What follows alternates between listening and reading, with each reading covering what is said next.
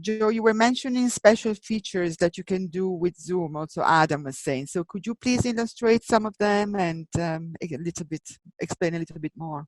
Sure, no problem.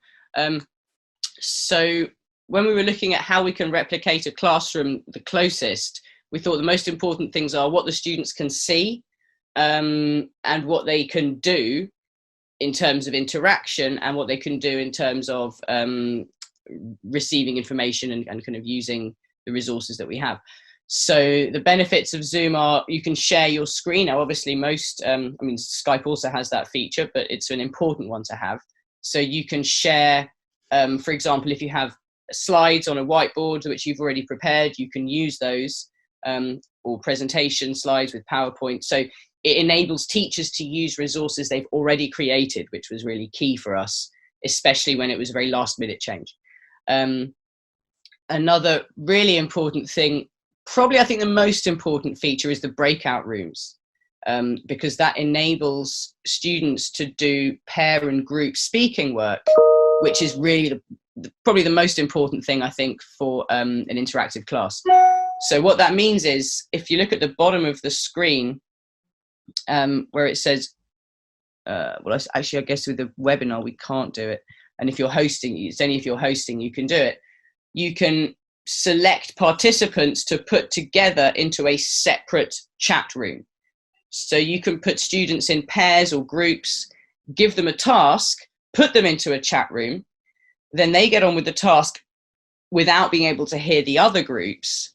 And the teacher can drop into each of those rooms as they're happening to check on what's going on, which is basically like a classroom. You're putting your students into groups and you're going around and monitoring each of those groups to see what they're doing. At the end of the activity, you can bring them all back into the main room. That, for me, I think is probably the most important feature.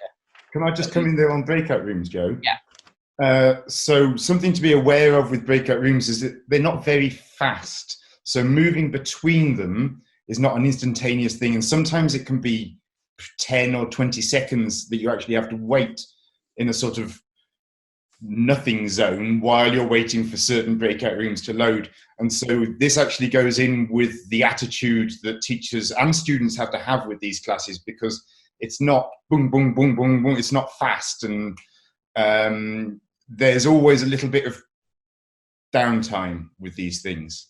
And so breakout rooms work fine as long as everybody has the attitude of, it's okay, in a few seconds this will load and it'll all be all right. But we are going to talk a little bit later on, I think, about certain attitudes and certain ways of dealing with these kinds of things. But that's something to be aware of with the breakout rooms, is they're not instantaneous groups.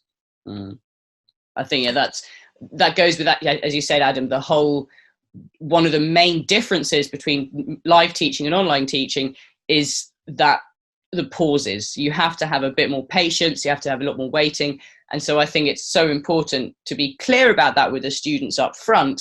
So, you may have to wait for 30 seconds while things are loading, but also it's very tiring to be online. Your ears get tired, your eyes get tired.